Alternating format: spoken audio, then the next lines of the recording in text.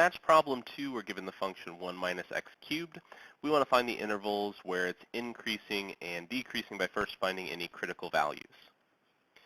So again, to find any critical values, we start off by taking the derivative of our function, which in this case will be negative 3x squared. And then we determine what values of x would make this function undefined or equal to 0. So in this case, we'll set this equal to 0, which would yield a critical value at x equals 0.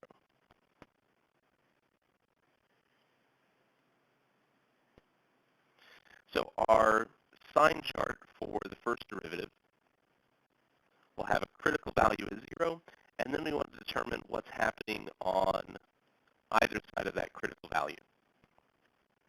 So in this case, we'll evaluate our derivative function at negative 1 and 1, but again, we can choose any two test points. When we evaluate our derivative function at negative 1, we'll get a value of negative 3. So leading up to that critical value, our function is decreasing.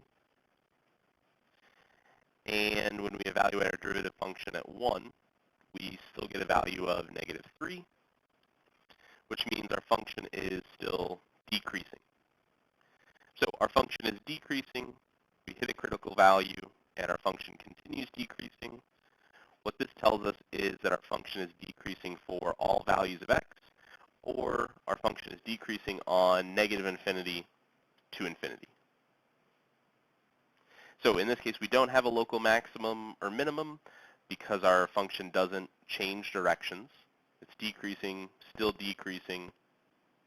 So while we have a critical value, we don't have a maximum or minimum.